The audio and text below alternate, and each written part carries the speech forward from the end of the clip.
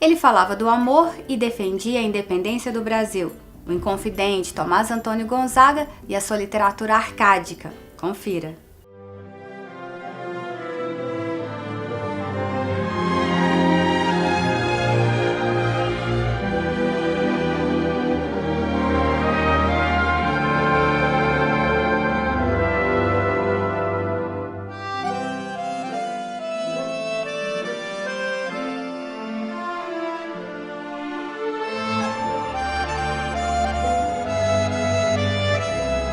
Tomás Antônio Gonzaga é conhecido pelo livro Marília de Dirceu, é o mais famoso, é um best-seller no Brasil desde que ele foi lançado, quando Tomás Antônio Gonzaga ainda era um inconfidente, né? Mas foi um dos primeiros livros, inclusive, publicados no Brasil pela imprensa régia, que era do próprio governo imperial. Ele formou em Coimbra, ele nasceu no Porto. Ele vem para ser ouvidor na Bahia e é transferido para Ouro Preto, pelo menos é o que a gente sabe. E aqui ele vai justamente ouvir os reclames, porque ouvidoria é reclames.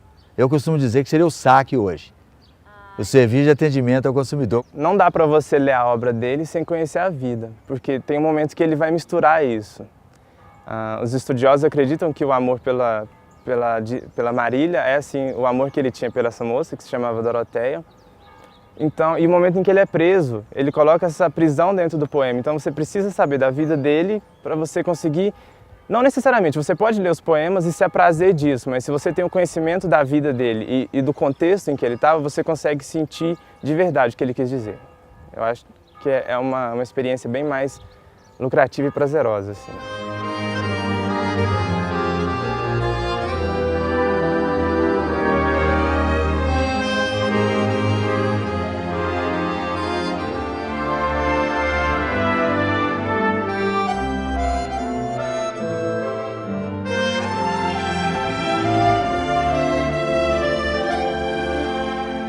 A obra é dividida em 3 liras. A primeira provavelmente foi escrita aqui, quando ele vivia em Vila Rica. A segunda parte, provavelmente, quando ele estava preso no Rio de Janeiro, na Ilha das Cobras.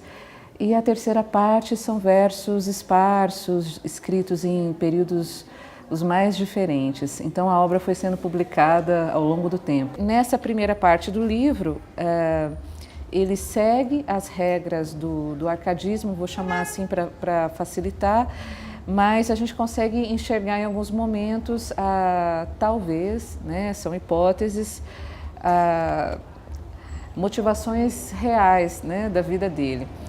A segunda parte, ela é bastante diferente, bastante fora da convenção, porque ele está preso.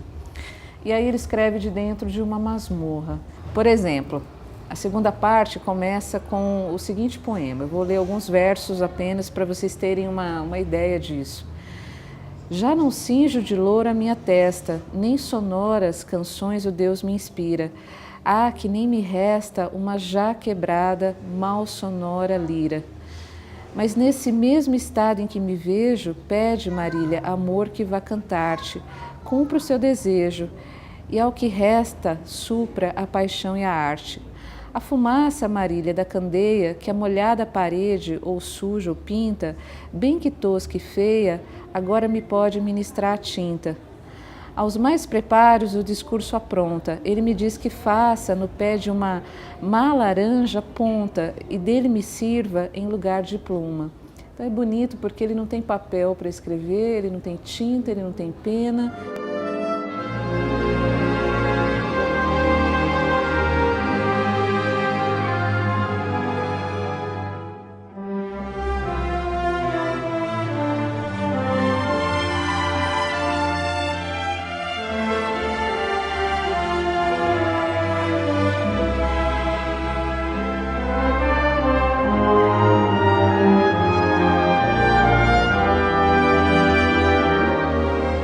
A terceira parte são versos que foram adicionados depois. Provavelmente alguns ele escreveu aqui mesmo, mas como eram alguns dos poemas, né? Essa é uma possibilidade. Alguns dos poemas não seguiam as regras, né? Como eu disse, tão rígidas do arcadismo que ele seguia, talvez ele mesmo tenha deixado de fora. Agora, são poemas muito interessantes para nós, porque alguns deles tratam daqui, de Minas. Então, um poeta que escrevia poemas sempre situados nessa região ideal, a Arcádia, onde nunca faz frio, onde nunca o calor é demais, onde as musas convivem com os pastores. Bom, em alguns poemas ele tematiza Vila Rica, que era o contrário disso tudo, né? Era um lugar terrível, cheio de gente, a maior parte da população era escrava, os rios estavam poluídos pela mineração, não havia águas com fontes cristalinas para as musas cantarem e beberem, né? Então, um dos poemas mais interessantes dessa parte diz assim: Tu não verás, Marília, 100 cativos tirarem o cascalho e a rica terra, ou dos cercos dos rios caudalosos, ou da minada serra. Não verás separar ao hábil negro do pesado esmeril a grossa areia, e já brilharem os granetes de ouro no fundo da bateia. Não verás derrubar os virgens matos, queimar as capoeiras ainda novas, servir de adubo a terra, a fértil cinza, lançar os grãos nas covas. Não verás enrolar negros pacotes das secas folhas do cheiroso fumo, nem espremer entre as dentadas rodas da doce cana o sumo. Então, olha que interessante, né? Ele diz não verás, mas a gente vai vendo, né? Isso é uma das belezas da linguagem poética. A gente vai vendo os cativos tirando cascalho e areia para mineração. O hábil negro, né? É bonito esse adjetivo que ele usa para tratar do escravo. O hábil negro usando a bateia para fazer aquela lavagem, né? Encontrar o ouro, a derrubada dos matos.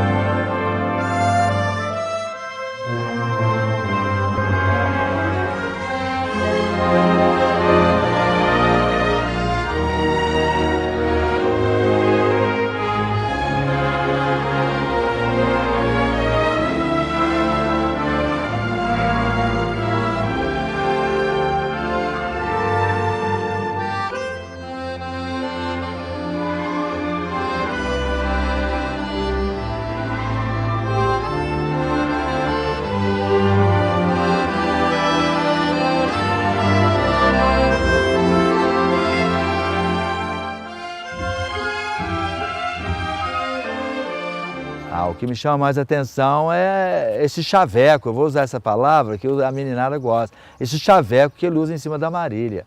Por exemplo, os teus cabelos são os fios de ouro, essa montanha é toda de ouro. O teu corpo, né, é um bálsamo que evapora. Eu estou dando umas resumidas na poesia. Então, né, sua pele é cor de neve, formosa. Então, olha só, eu estou arrepiando. Alguns vão dizer que ele era contra a escravidão, que ele era um português, que não ligavam para isso, vão ter muitos estudos. Pela obra dele, eu acredito que ele foi sim um ativista, até porque ele foi preso por causa disso, ele foi preso por inconfidência.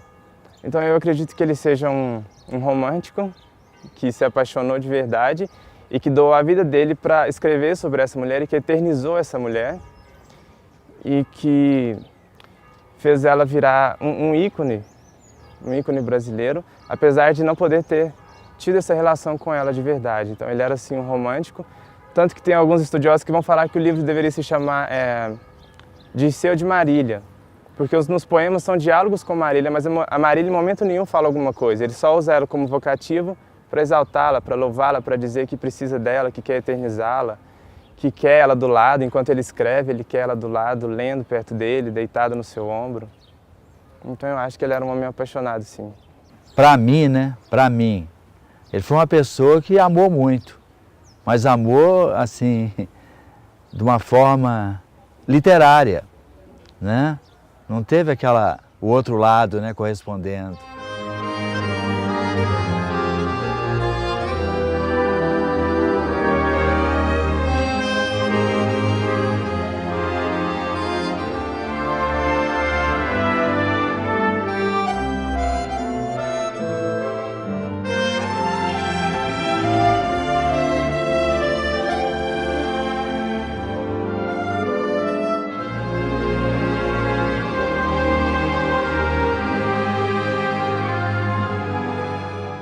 É através da literatura que a gente gosta da história. Eu acho, a literatura ela ajuda muito. Você acompanhar os depoimentos, acompanhar os documentários, igual vocês estão fazendo, isso é muito legal. Você tem que estar em loco, porque aí você, ó, arrepiando de novo, aí você tem que viver isso aqui. Né? Eu alimento isso aqui, eu saio daqui e fico doido para voltar. Né? Que a gente já participou de muitos congressos de turismo no Brasil afora, desde 80, mas você fica longe daqui, você sente uma falta. Né? Aqui tem todo um clima, né? Uma atmosfera. A obra dele não deveria ficar presa nas escolas a historiografia sobre ele foi em português, veio para o Brasil, escreveu um livro que foi um best-seller e que até hoje é um cânone. Acho que a obra dele é uma coisa que tem que ser vivida, que qualquer um pode pegar para ler e se apaixonar por isso, não ficar preso a características do movimento, não ficar preso ao que vai cair no vestibular, ao não ficar preso a essas características historiográficas, e sim ler o poema e tentar viver o que ele viveu, tentar sentir o que ele sentiu de verdade.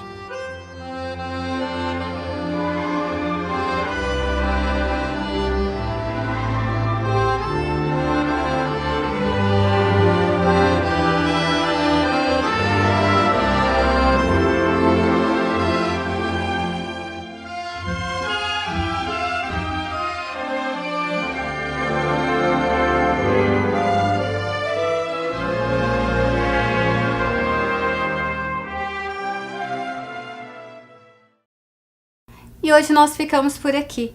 Se você quiser saber mais sobre alguma matéria que foi exibida no nosso programa, acesse o site triangulodagerais.com.br. Obrigada pela audiência e até a próxima.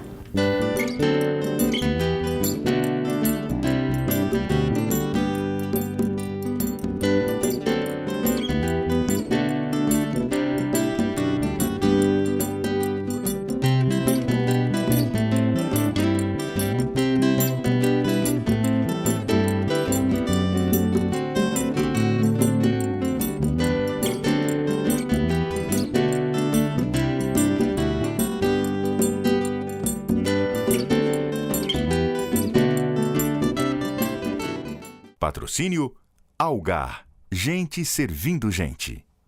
Incentivo, Lei Estadual de Incentivo à Cultura de Minas Gerais.